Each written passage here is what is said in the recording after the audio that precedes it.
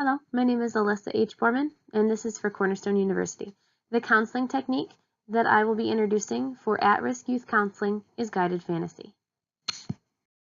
Guided fantasy begins as the client is verbally introduced to a series of standardized initial imaginary situations by their therapist. Each of these imaginary situations has a specific purpose. These situations give the therapist specific insight into an aspect of their client.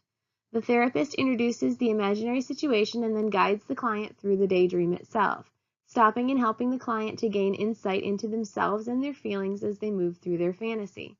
It is important to remember that after the therapist sets up the opening situation, the client then builds the story themselves. Guided fantasy stems from Freud's technique of directed imagery. It shares traits with Freud's free association and dream analysis, as well as Jung's active imagination techniques. It was developed by a French psychotherapist named Robert Duzuela and German psychiatrist Hans-Karl Luhner. It is also important to point out that guided fantasy aligns well with client-centered perspective on counseling goals, as it requires the client themselves to take responsibility and engage in the therapy session. Before implementing the guided fantasy technique, the therapist should prep their client fully.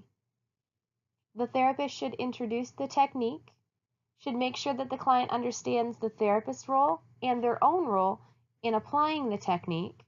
The therapist should help the client prepare for the emotional experience that they will face, and the client's freedom, autonomy, and control should be highly emphasized. As referenced earlier, the therapist is responsible for setting the stage in the opening situation. There are several template-like openings that a therapist can use. However, the therapist has the freedom to use their own imagination and create new openings and settings to meet their client's needs. An example of a therapist setting up an opening situation is as follows. Can you close your eyes and imagine that you are drifting in a rowboat with fog all around you? Can you see yourself? Good. Now imagine that everything is quiet and still. You decide that you really want to reach the shore. Somehow, you're not sure how, but you've decided that this is what you're going to do. So you begin to row through the fog in a direction. Tell me what you do to reach the shore and what happens. It is vital for the therapist to remember that while this technique is very client-centered, the therapist must always remain engaged and maintain their responsibilities as a therapist. This includes empathetic understanding and active verbal interaction as the client experiences the fantasy. The therapist must remain engaged to help the client gain insight and to also transition the client back to a clean slate and eventually help the client fade out of the fantasy, either at the end of the session or when the fantasy itself has reached a neutral state of non-activity.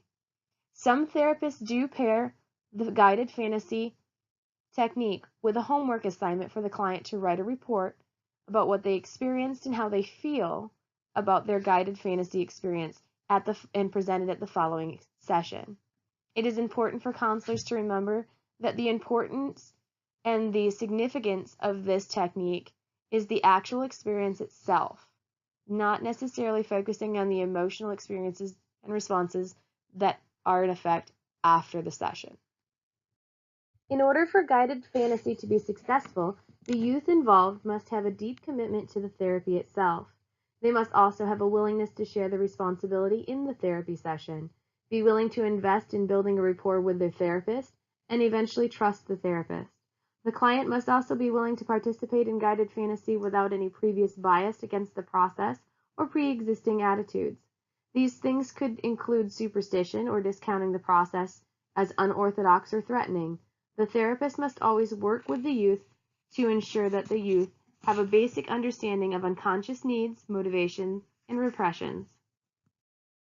Guided fantasy is used to encourage freely associated and uncensored communications in therapy sessions. It is also used to help alleviate impasses, encourage preliminary emotional expression, and help clients focus more deeply on emotions that surface consciously and find deeper meaning that lies deeper than just what's on the surface. It helps open new avenues of insight for both the client and the therapist, and helps give insight into the sociological reactions or complaints that the client is feeling. It is important to remember that therapists usually use guided fantasy in combinations with other therapy techniques to provide a well-balanced treatment plan. To recap in closing, guided fantasy is similar to Freud's free association and dream analysis, as well as Jung's active imagination techniques and how it's applied in sessions and how the technique operates. The therapist always sets the scene in guided fantasy and then guides the youth through the experiences the youth themselves tell the story. This helps the guided fantasy technique align with the client-centered perspective on counseling goals, as it requires the youth or client to engage in the therapy session and take responsibility for their progress and their goals that they achieve. It is a helpful technique as it helps youth discover deeper meaning to their surface emotions and their physiological reactions. Thank you for your time and your attention. I hope you found this presentation very insightful.